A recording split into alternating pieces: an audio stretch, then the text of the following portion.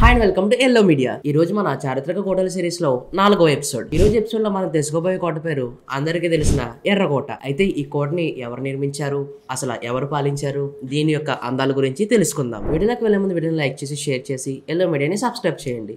అలాగే సబ్స్క్రైబ్ పక్కన ఉన్న బెల్ ఐకాన్ ఆన్లో పెట్టుకోవడం మాత్రం మర్చిపోకండి. భారతదేశపు స్వతంత్ర పోరాటానికి, సంస్కృతికి మరియు మహోన్నత శిల్పకళకు ప్రతీకగా నిలిచే ఎర్రకోట ప్రపంచ వారసత్వ సంపదల్లో ఒకటిగా నిలుస్తుంది. ఈ కోట చరిత్ర రాజకీయ పరంగా మరియు ఆర్కిటెక్చర్ పరంగా కూడా అపూర్వంగా నిలుస్తుంది. అయితే ఈ ఎర్రకోటని ఎవరు నిర్మించారో తెలుసుకుందాం. లాల్ కిలా నిర్మాణం 1638లో మొఘల్ చక్రవర్తి షాజహాన్ ఆదేశాల మేరకు ప్రారంభమైంది. ఆయన తన రాజధానిని ఆగ్రా నుండి ఢిల్లీకి మారుస్తూ శక్తివంతమైన మరియు అందమైన కోటని నిర్మించాలనుకున్నారు. రెడ్ శాండ్ స్టోన్ తో నిర్మించిన ఈ కోట 254 ఎకరాల విస్తీర్ణంలో ఉంది. ఇక్కడ చుట్టూ 2.5 కిలోమీటర్ల పొడవైన గోడలు కూడా ఉన్నాయి. దీని భవంతులు, తోటలు మరియు విస్తృతమైన మహల్లు మొఘల్ కళా సంపదకు అద్దం పడతాయి. అయితే ఇంత పెద్ద లాల్ కిలాలోని ముఖ్యమైన ప్రదేశాల గురించి తెలుసుకుందాం. ఎర్రకోటలో అనేక ప్రత్యేక కట్టడాలు ఉన్నాయి. ముఖ్యంగా లాహోరీ గేట్ రాజప్రవేశ ద్వారం. ప్రతి సంవత్సరం స్వాతంత్ర దినోత్సవం రోజున ప్రధానమంత్రి ఇక్కడ నుండి జాతీయ జెండాను ఆవిష్కరిస్తారు. ఇందులో రెండవ ప్రదేశం దివాన్ ఇ ఆమ్, ప్రజలకు మొఘల్ రాజులు న్యాయం చేస్తారనే దృష్టితో నిర్మించబడిన ప్రముఖ హాల్. ఇక్కడ రాజు తన ప్రజల సమస్యలను వింటారు. ఇక మూడవ ప్రదేశం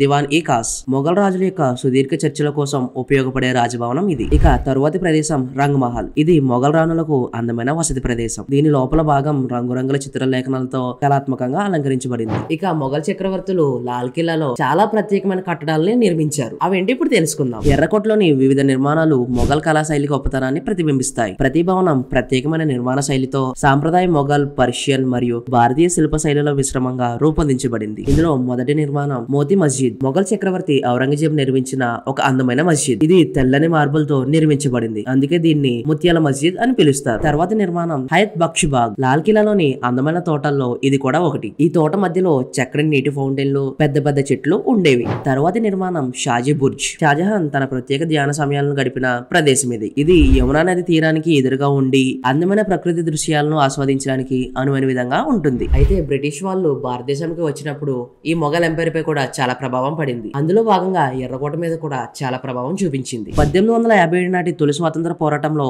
ఎర్రకోట కీలకమైన ప్రదేశంగా మారింది. ఆ పోరాటంలో భారతీయ సిపాయిలు మొఘల్ చక్రవర్తి బహదూర్ షా జాఫర్ కు మద్దతుగా బ్రిటిష్ వారిపై తిరుగుబాటు చేశారు. బ్రిటిష్ పరిపాలనలో లాల్ కిలా యొక్క ప్రాముఖ్యత తగ్గిపోయినా అది భారతీయుల కోసం ప్రతీకగా మారింది. బ్రిటిష్ పాలన నుంచి విముక్తి పొందిన తర్వాత భారతదేశానికి స్వతంత్రం వచ్చినప్పటి నుండి ఇది ఒక జాతీయ గౌరవ చిహ్నంగా మారింది. లాల్ కిలాలో ఉత్సవాలు చాలా బాగా జరుపుతారు. ప్రతి ఏడాది ఆగస్టు 15వ తారీఖున స్వాతంత్ర దినోత్సవాన్ని ఎర్రకోటలో ఘనంగా జరుపుతారు. ప్రధానమంత్రి ఇక్కడికి వచ్చి త్రివర్ణ పతాకాన్ని ఆవిష్కరిస్తారు. ఇది కోట్లాది మంది భారతీయులకు గర్వకారణంగా మారింది. లాల్ కిలాలో ప్రత్యేకంగా నిర్వహించబడే లైట్ అండ్ సౌండ్ షో సందర్శకులను ఆకట్టుకుంటుంది. మొఘల్ కాలం నుండి బ్రిటిష్ కాలం, భారత స్వతంత్ర పోరాటం వరకు భారతదేశ చరిత్రను ఈ ప్రదర్శన ద్వారా వినిపిస్తారు. లాల్ కిలా ప్రాంగణంలో ఎన్నో సాంస్కృతిక కార్యక్రమాలు జరుగుతాయి. సంగీతం, భారత సాంప్రదాయ కళలను ప్రదర్శించే హస్తకళా ప్రదర్శనలు కూడా ఇక్కడ జరుగుతాయి. అయితే ఇంత పెద్ద చరిత్ర ఉన్న ఈ కోట ఇప్పుడు చాలా మంది పర్యాటకులను ఆకర్షిస్తుంది. 1983లో యునెస్కో ఎర్రకోటను ప్రపంచ వారసత్వ ప్రదేశంగా గుర్తించింది. నేటికి లక్షలాది మంది పర్యాటకులు ఈ కోటను సందర్శిస్తారు. ఎర్రకోట కేవలం మొఘల్ చరిత్రకు చెందిన కట్టడం మాత్రమే కాదు, ఇది